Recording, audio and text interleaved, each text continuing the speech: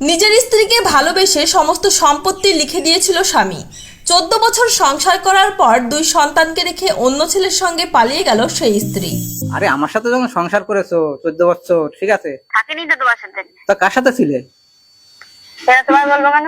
তখন কার সাথে ছিলে? 14টা বছর যে আমার সাথে সংসার করলে, ঠিক আছে, ছিলাম না। 2011 থেকে 2024, ঠিক আছে, ছিলাম না। ছিলে না? তাই ছিলে কার সাথে? বাচ্চা কাচ্চা কার? লোকেরটা। লোকের তা? তাহলে তুমি লোকের দিয়ে বাচ্চা বানাইছো? হ্যাঁ হুম, হ্যাঁ তুমি স্বীকার করছো তো তুমি লোকের দিয়ে বাচ্চা বানাইছো, তাই তো? হ্যাঁ হ্যাঁ। হ্যাঁ, তাহলে লোকের তা যদি হয়, এটা তো ভাগ তো তোমারও আছে না? নাই। কোনো ছেলের একাদ্রা তো কোনো সন্তান জন্ম দেওয়া সম্ভব না। তুমি ফালতু কথা কবে না, তোমার দেখতে ইচ্ছা করছে না এখন, ঠিক আছে? একদম দেখতে ইচ্ছা করে না তোমার। আমার তো তোমার দেখতে ইচ্ছে করবেই না, না? একদম তোমার ঘৃণা লাগে দেখতে তো। হ্যাঁ, বয়স্ক স্বামীকে মন থেকে মেনে নিতে পারেননি সুন্দরী স্ত্রী লতা।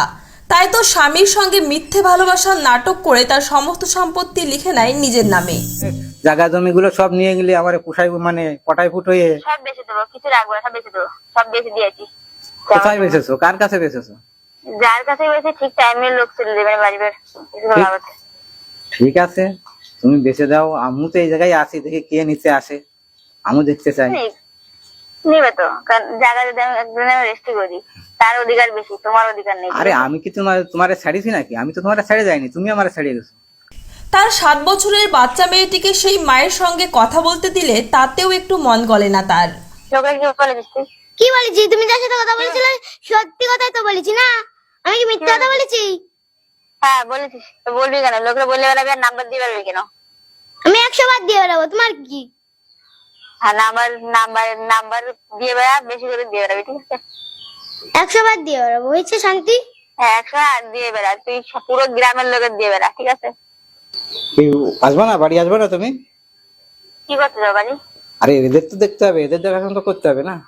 দেখো, নিয়ে আসো তারপর সাথে নিয়ে আসো, দেখো। কেন, তুমি তো আসো না? না, আমি কারোর জন্য নেই। তুমি তো কার জন্য আসো? এখন আমার যা ভালো লাগবে আমি তাই করবো, কে কি বললো না। এক সংবাদ মাধ্যমের প্রতিনিধি তার সঙ্গে কথা বললে এই মহিলা জানায় জমি তার নামে লিখে দেওয়া হয়েছে, সে যা খুশি করতে পারে। হ্যাঁ, কে? আমি নিউজ চ্যানেল থেকে বলছি। সমস্যা কি ছিল এখানে? কি সমস্যা ছিল? আমার পছন্দ হয়নি, ভালো লাগেনি, চলে এসেছে। আর আপনি যে শুনলাম জমি জায়গা নাকি বিক্রি করে দিয়েছেন, এই যে আমি শুনলাম তো, পাশেই ছিলাম, কি বললেন যে জমি জায়গা বেচে দেবো। আমার নামে দিয়ে রেখে যা কিছু করবো আমি। ও, আপনার নামে এটা, যে আমি কি করছি না করছি। মানে আপনার নামে করে দিয়েছে বলে আপনি যা খুশি তাই করতে পারবেন? হ্যাঁ, আমার নামে দিয়েছে, এখন সেটা আমার বিষয় যে আমি কি করবো না করবো। আচ্ছা, শুধু তাই নয়, নিজের ছেলে মেয়েকেও সরাসরি অস্বীকার করে সে। বলছি বাচ্চাগুলো তো আপনারও? না, আমার না। তাহলে এই দুটো বাচ্চা এই বাড়িতে রয়েছে, কার বাচ্চা? ওর বাচ্চা। জন্ম আপনি দিয়েছিলেন তো? হ্যাঁ। তাহলে আপনারই তো হলো। না, হুম, এখন যার কাছে আছে তার তো। এখন যার কাছে আছে তার বাচ্চা। হ্যাঁ। ঘটনাটি ঘটেছে নদিয়ায়। স্ত্রীকে অতি ভালোবেসে জমিজমা সম্পত্তি তার নামে লিখে দিলে কি হয়, এই ঘটনাটি তার জলজান্ত প্রমাণ।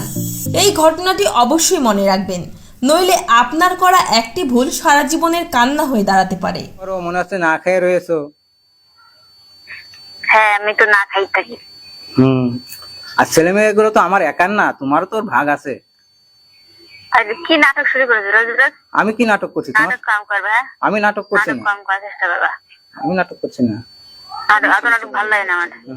তুমি বাচ্চাগুলো কেন ছেড়ে গেলে বলো? আমাকে ছেড়ে যাও সেটা বড় কথা না, বাচ্চাগুলো কেন ছেড়ে গেলে? বাচ্চাগুলো তো নিয়ে যেতে।